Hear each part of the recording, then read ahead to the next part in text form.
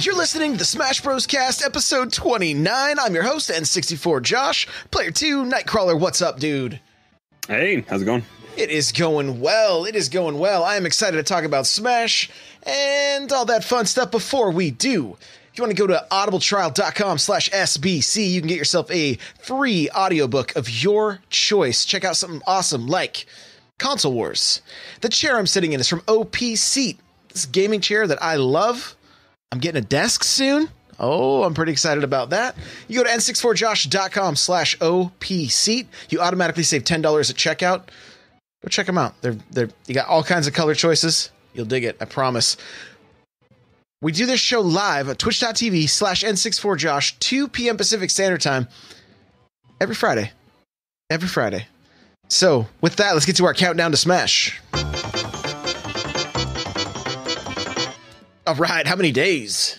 All right, today is October 5th, and we are 62 days and change away from Smash, and we're getting closer because you'll be able to get it at midnight, and we'll talk about that here in a little bit, if you go to the right locations, I guess, or if you're lucky enough to have your store. That's right. That's right.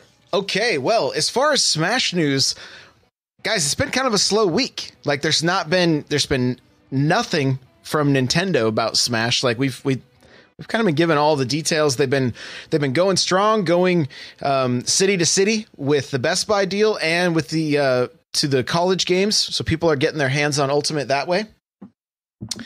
There is a tournament going on this weekend. Big House is happening right now. So if you want to check out now through Sunday, I believe I have a link to the schedule. You can go see some high level play. We were just watching before the show, and we just watched a guy. Do you remember his name? I have it up here. Black Twins 13 plays apparently second best Mario player in Canada behind Ally. Plays with a Wiimote and nunchuck.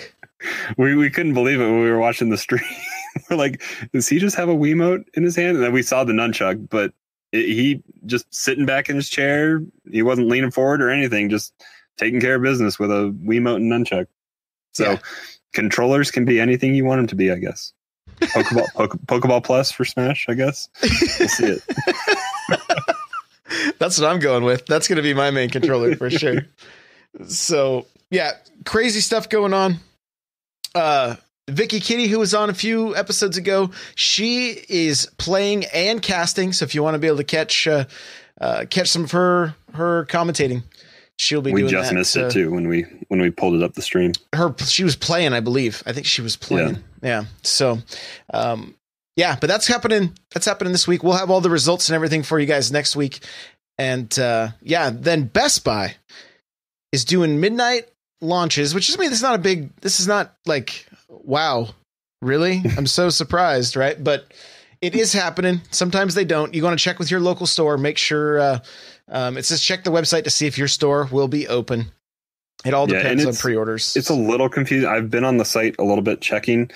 I'm not sure if it's supposed to say on each store's individual landing page when you click it, if they're doing it, or if it's just everyone that's in the dropdown. I don't know if you go to the page and you go to your state and you look for your store, if you know kind of what its subname is, because sometimes they're not named kind of what you think they'd be named. Like my closest one that I do everything is like Southeast for Denver.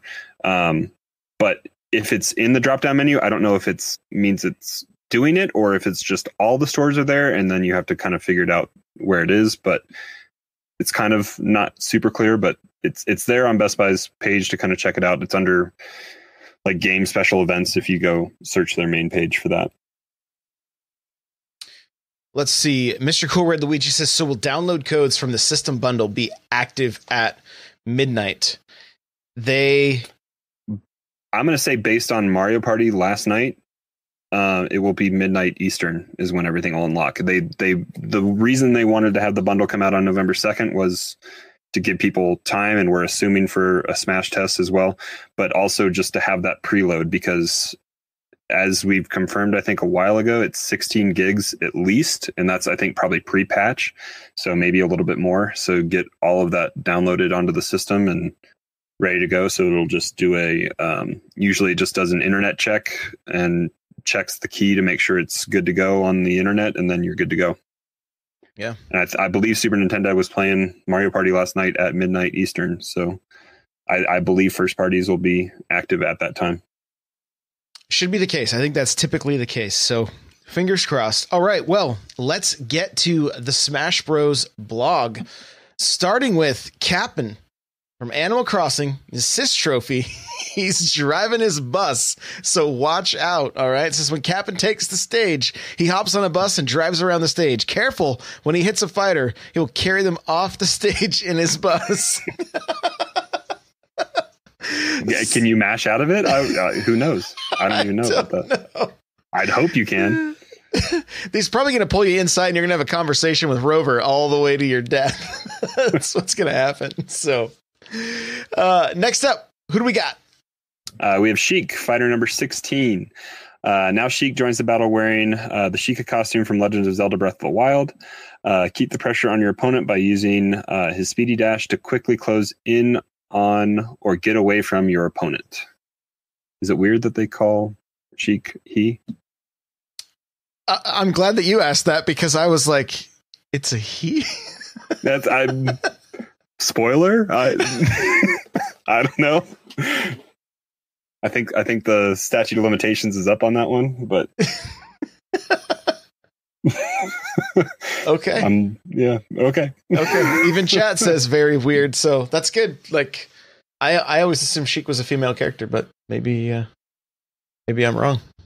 I don't know. Well, anyway, today's music. You can now listen to Afternoon on the Island from Tamagotchi Life. Does it remind you of carefree island life or the various confessions of love you received there? Enjoy Masafumi Takada's arrangement. Here we go. We're going to go check out the Afternoon on the Island. Here it is, right here.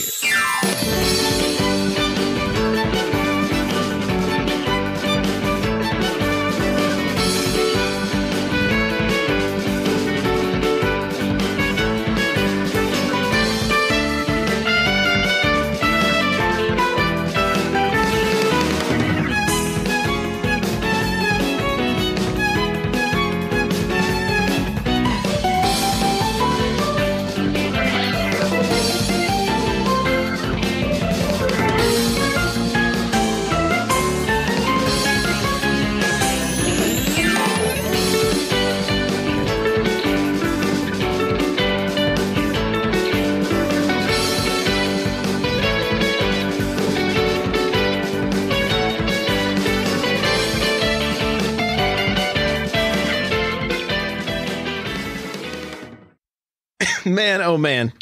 Every week. These just they're so great. They are so great, man. I really, really enjoy all the music. And I mean, don't we have like what they say, 28 hours of music and sound effects and stuff like that?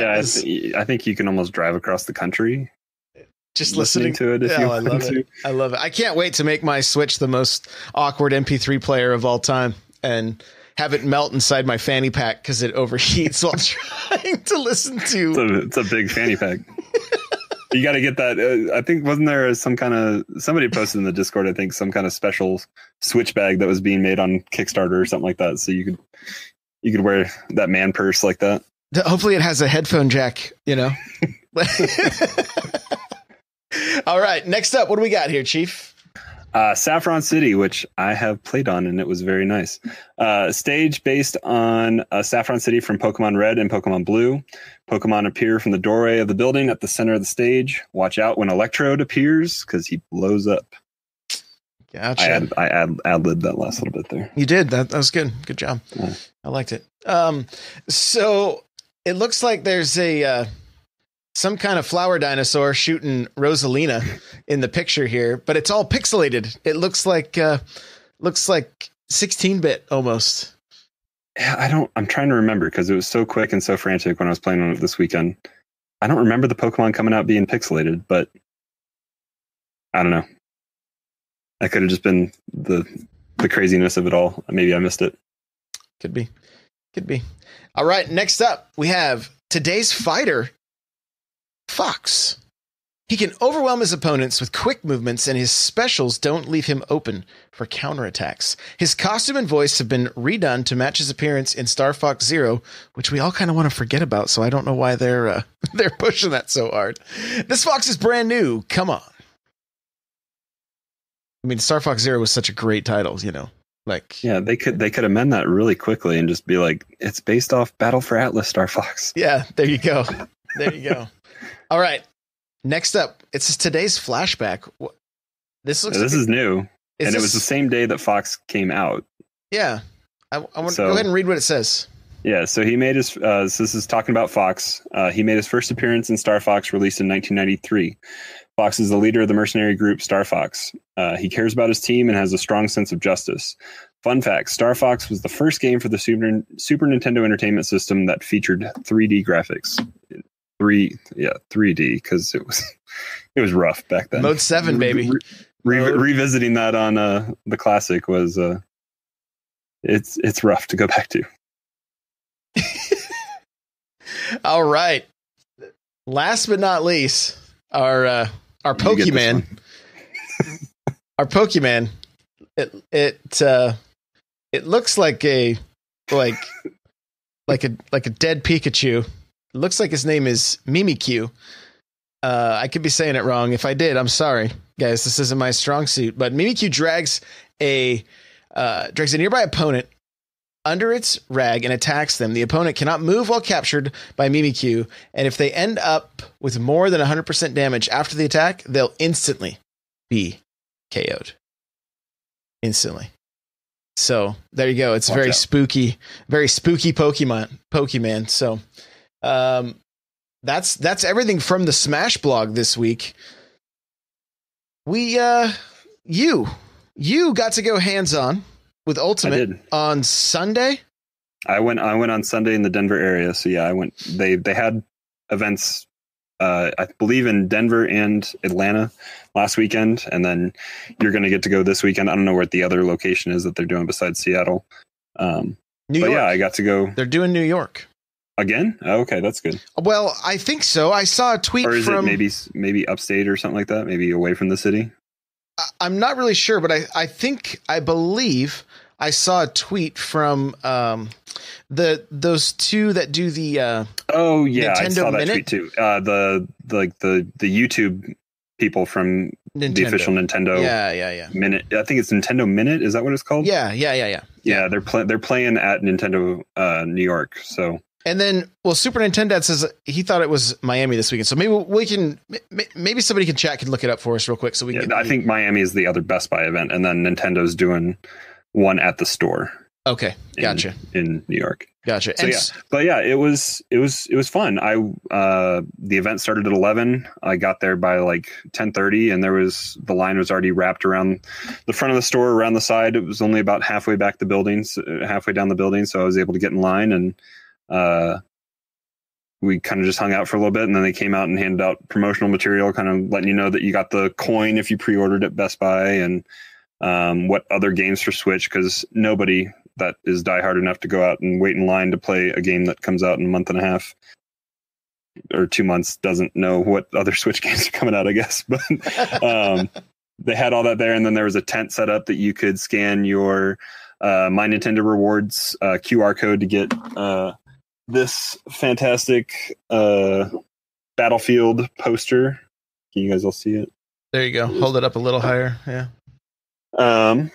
So that was that. And then, so they kind of just minimized the line inside the store. So they took us in like 16 or so people at a time, and then continue to wait in line. You could watch a few people playing. They had a grand total, I believe, of 6 stations.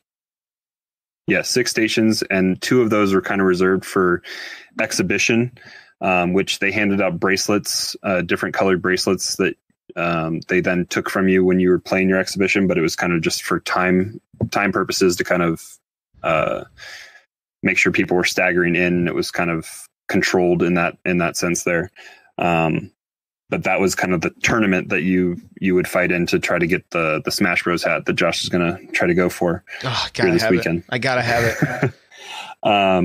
But yeah, so I went through the line twice. So I got a grand total of 6 games in, and 4 of those were kind of for fun.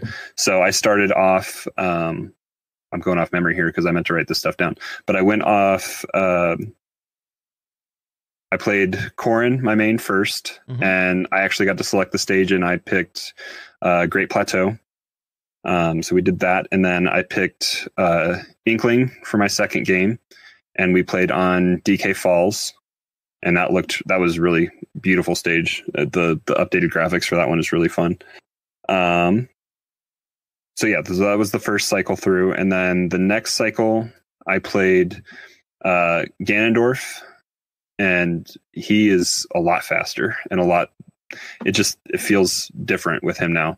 I don't know if I actually did any moves that brought out the sword.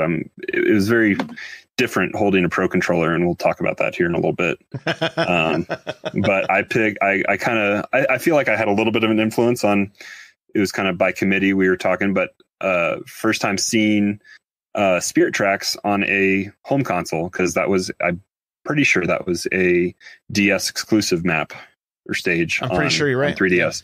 Yeah. And that right hand side of the stage is just death wrapped up in a pretty bow, because you touch those train tracks and you are gone. There's no coming back from that.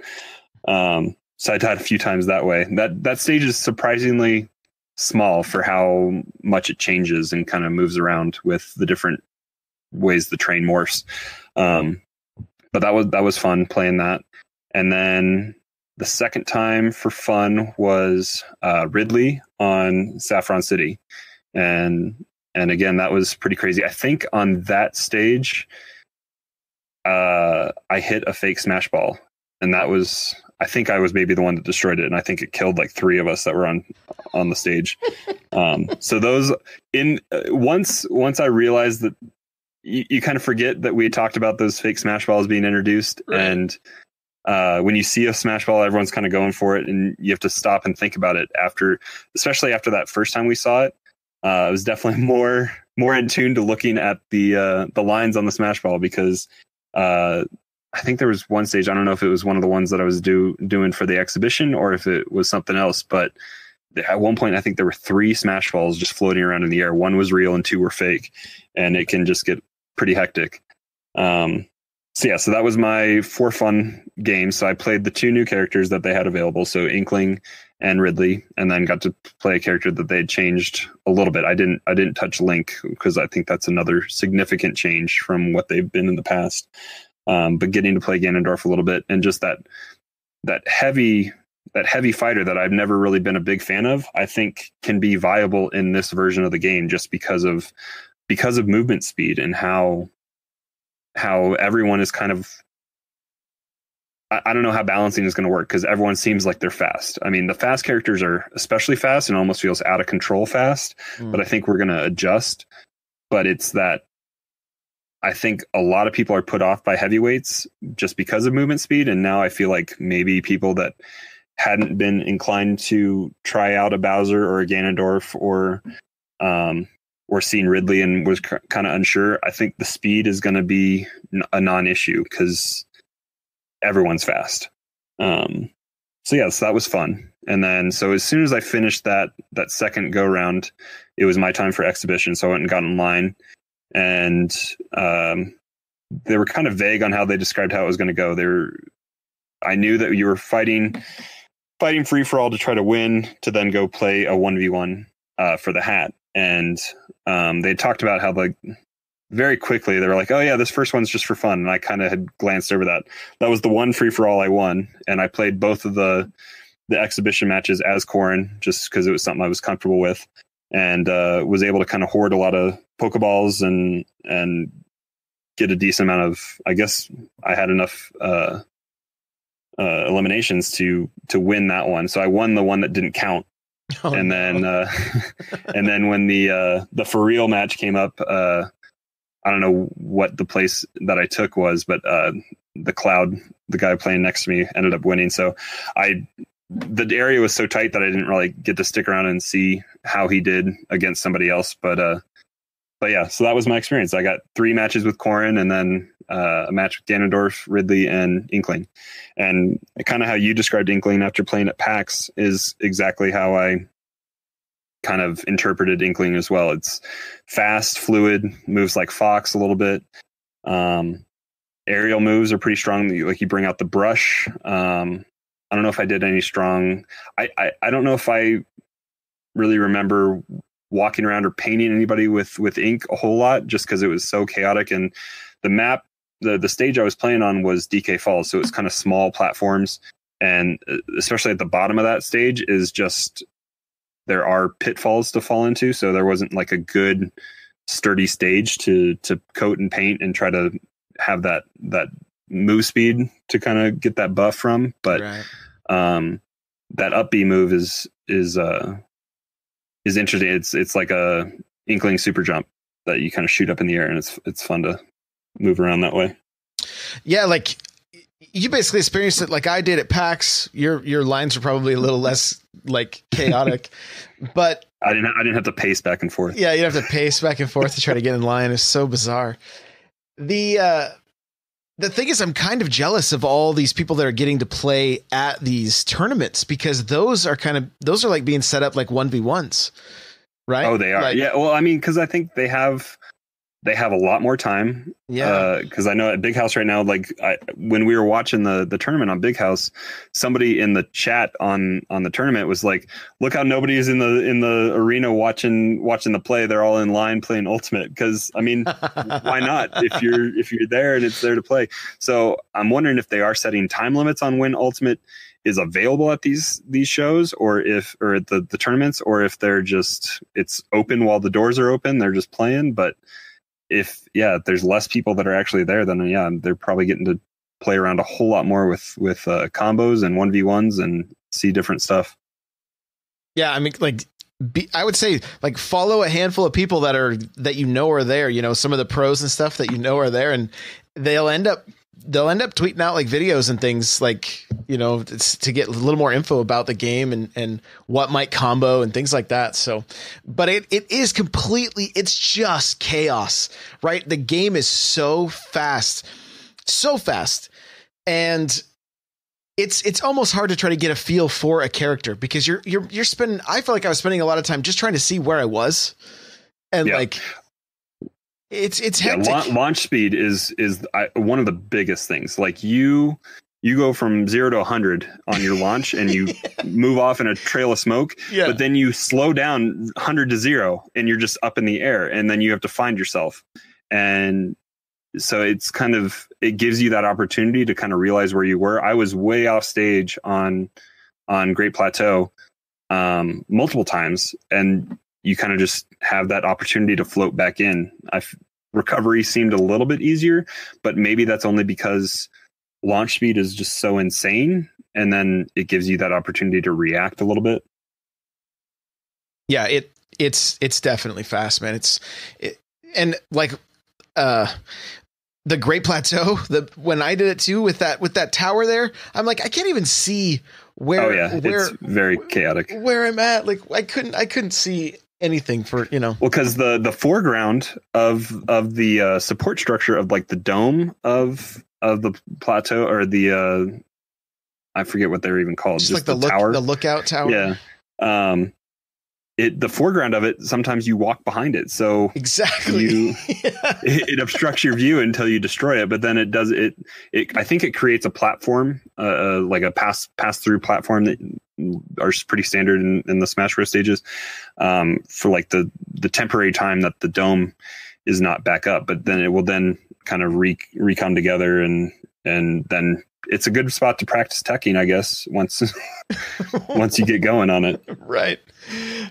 So any other major takeaways from the game? Like what was the just the response from the people? Like, was there pretty good energy? Were people pretty hyped, or was, everybody pretty reserved? What? Yeah. I mean, I think there was a fair amount of people that were fairly casual. I think that were aware of the game and excited for it. But then there were the people that I've been able to recognize from posts in the Facebook group, the local Facebook group that I've been following for a while, that I haven't managed to make it to a local yet, but I was able to see some of the people that I was standing in line with that had posted. Like one guy, a couple people in front of me had been on Saturday and won a hat, and then he won a second hat, and he was walking out like Sherlock Holmes with one forward, one back, and I mean, just there. And then there was another guy, I think that they were all kind of friends. I saw him walk out, and he had, I think I got 6 sets of buttons. So they were giving out buttons. So it's got the Smash icon, and then Super Smash Brothers Ultimate, just these buttons that are pretty cool. But they were handing those out every single time you played a match. So I ended up getting 3 sets.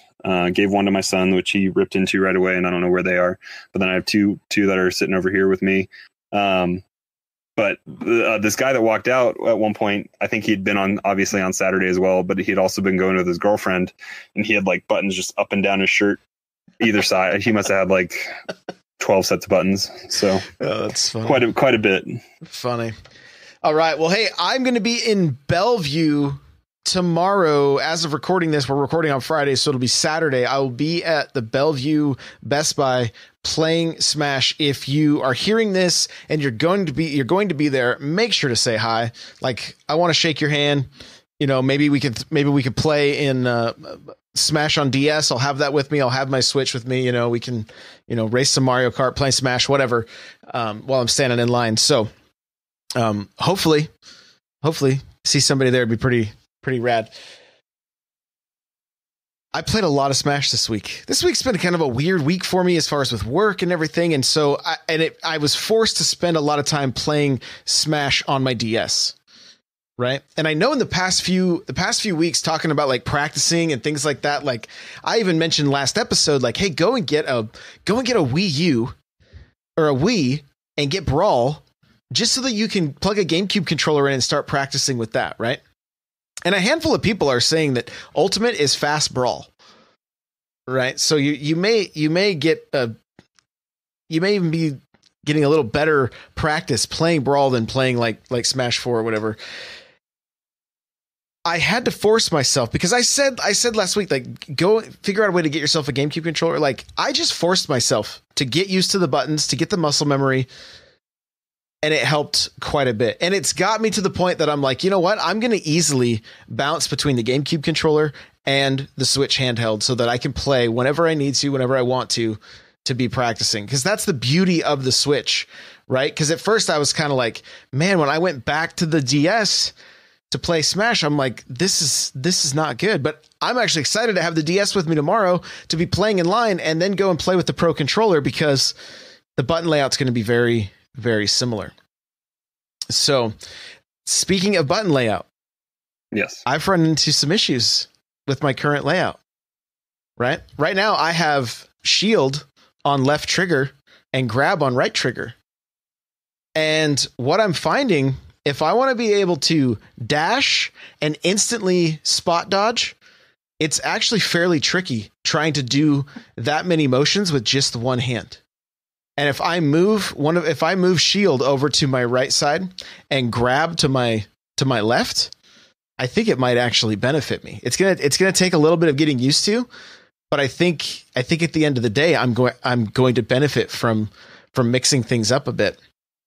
I'm surprised that I'm saying this, but I spent a good portion of the week watching videos. Especially like if you play Mario, like I love Zero's video on Mario. Like I would just put it on at work and just listen to it. Just listen. Like, and I would start it up. It's almost 20 minutes long, and I would just listen and try to take stuff in. And then when I got home from work, I would practice some of the stuff that he was talking about.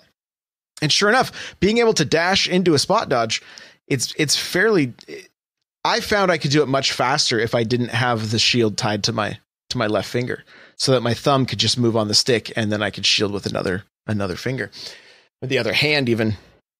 So I'm going to mix it up. I know you mixed it up a few weeks ago or a couple months ago, even like after playing with a friend.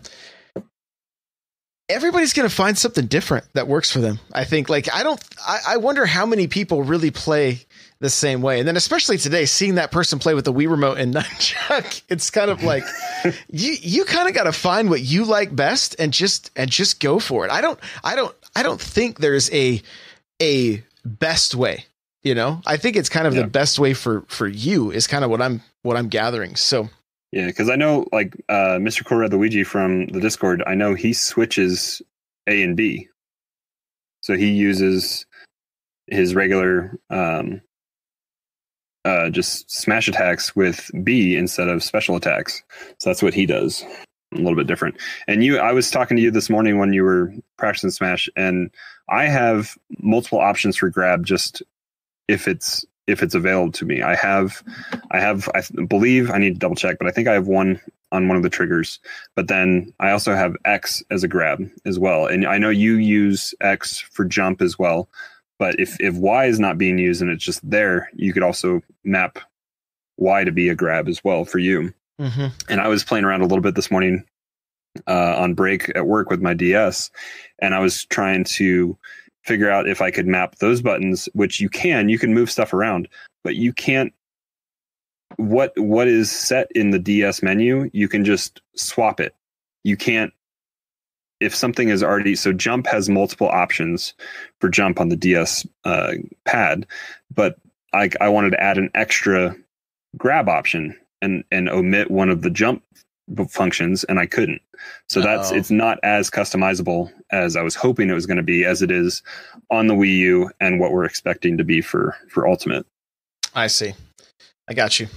Yeah. So I'm just going to swap my shield and my grab and see if that helps. You know, but I know I'm going to be missing stuff for a while until I get used to it. But I've had a pretty good week. Jumping into For Glory, playing with some people in Discord. It's been again every week. I'm just learning. I'm learning, you know, and I know what my problems are with this game. I know that my bad habit is jumping. Right. Like that's my worst habit. Like I, especially when I'm streaming and I'm trying to talk with chat, like I default just to kind of jumping around the stage and trying to land back airs and that kind of stuff. And I just get punished the whole time. I look and I'm like, wow, look at this. I'm at 119% and they're at 26, you know? And so I forced myself the last few days. Yeah. And then double jumping off the stage. Like I hit that button fast and I don't even realize I'm doing it. But I forced myself the last few, like yesterday or this morning, to just stay on the ground more. Just focus on staying on the ground and closing that distance, trying to get those grabs, trying to get those jabs. And I feel like overall I was doing better. I'm playing against people that are far, far past my level. Like, There's no doubt about it. I actually love it in For Glory when I can play somebody for numerous matches, because the first match is me kind of figuring out their play style. Like I'm not proficient enough in this game yet that I'm like, oh, I can see what they're doing and pick up their patterns and just, you know, attack those patterns. Like I'm a little more methodical with it and like, okay, I can see they're doing that. I can do this. And then by the second or third match, all of a sudden it's not the same as the first match. You know, I'm able to pick it apart. But we played with a guy last night, Leo.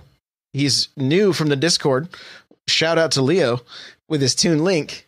Yep. And that guy, his main focus was spacing.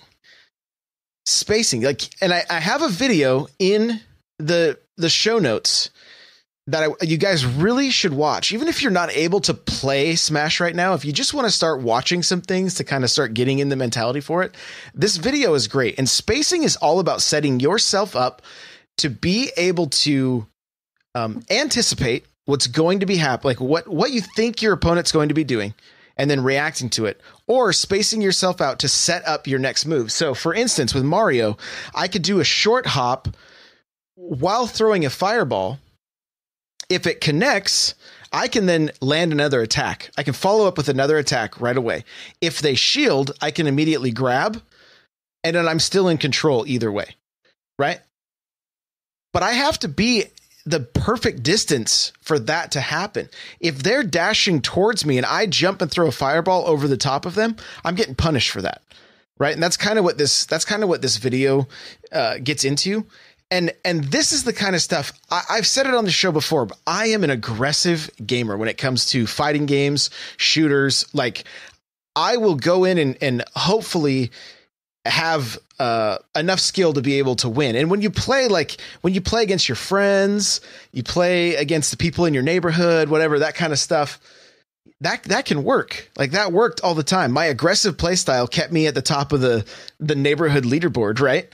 But once you get online, once you start playing with people all over the place, like that doesn't fly anymore. It becomes more of a chess match. And I mean, even our matches, Crawler, have been like completely different than they've ever been. We both had 2 just incredible kills this week. You had thrown your pike into the side of the stage, and I just jumped up and spiked you right to your death while you were in that animation. While I was holding the pike, and then inversely, you were coming back to the stage, and I just did turnaround pike to just stick and be ready for you once you got back up. And it happened just to go enough through the stage right there at the ledge, and it just spiked you sideways off to your death. Yeah. The matches are becoming far more of a dance than just the chaotic running past each other, sliding, and we both grabbed thin air, you know, because there was so much of that when we first started.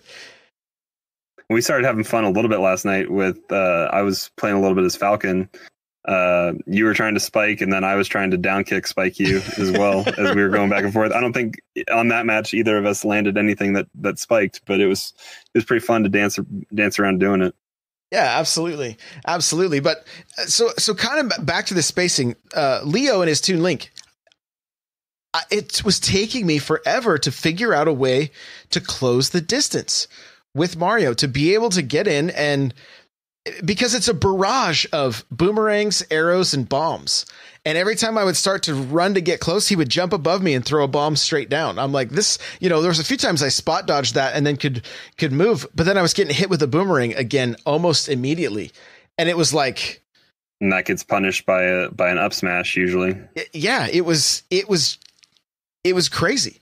I hadn't run into anybody playing that kind of play style before, but I mean, at the same time, for me, when I see that kind of stuff, I'm like, okay, how can I immediately go into problem solving mode, like, how can I attack this? How can I close the distance? So I'm excited to get into more matches with him, honestly, and be like, okay, I'm going to try this. And it's not going to take too long. And eventually we're going to start, it's going to be a little more of a dance, but right now he's dancing circles around me. Like, he's just dancing circles around me. So that the main point for today, as far as like for practicing and that kind of stuff, spacing is key. And it's really, it's where you start your match. It's where, like, the neutral game is what we're talking about here, but spacing is where it starts. All of this stuff, it just happens with time too. It happens with time. The more you play the game, the more you see the game played, the more you can anticipate and see what's going to be coming next, what the move sets are offered by these players, that kind of thing. Speaking of that, you had an interesting breakthrough that you kind of you're going to change up how you do your morning kind of warm up a little bit, right? Instead of going up against just a random character that's not moving too much, you're just going to go in and face a computer match and have it on random. So it's not you selecting it, but it's the computer that's doing it. And you're going to see that wide range of moves. And if you keep it on computer level 9 or 8, it's going to be fairly competitive move set coming at you, that what the game knows the character can do. Yeah. And that's the other thing too. Like, I've bumped up the difficulty of the bot, like to 7, 8, or 9. And it used to be like, I would just get completely schooled, right? Like, completely schooled. And the level 9 bot cheats. Everybody says the bot cheats, and so the difference between 8 and 9 is quite considerable. Right. But now what's crazy is going in and fighting that level 9 bot. I can still get hits in. I can still anticipate somewhat what it's doing. not that I'm necessarily beating it every time, but the point is, it's not like it was before when I would fight the level 9 bot where it was like I couldn't even get like 50% damage or whatever. Now it's like, no, I can get in and get my grab, do some damage, that kind of thing, and get back out. And that's part of this whole spacing thing too, is like, get in, do some damage and back out.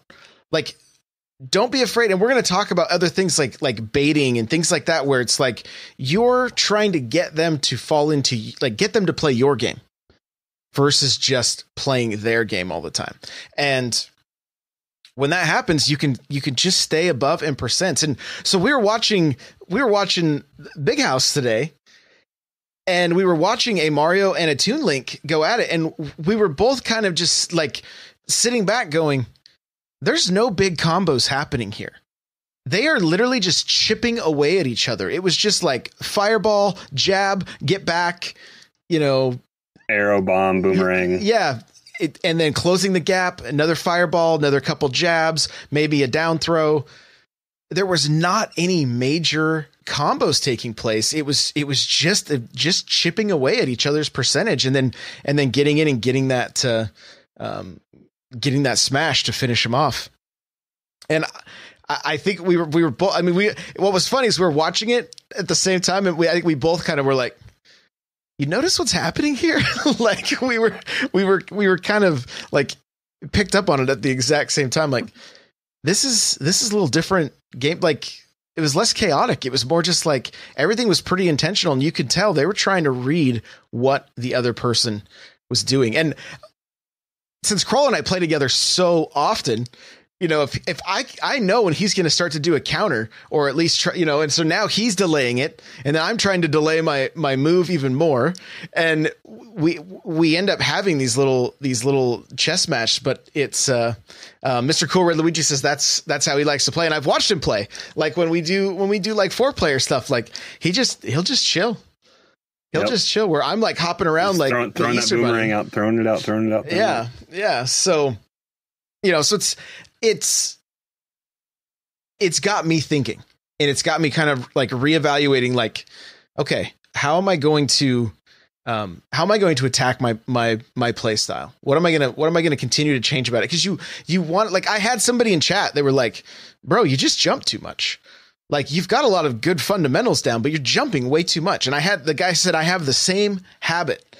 I had the same bad habit where I just jumped too much and then double jump too much. And so I'm just trying to keep my feet planted and utilize that short hop, get my back airs in. And just, the other thing too, when I watched Zero's video about Mario, just the way he moves Mario across the stage, I'm like, I don't even feel like we're playing the same game.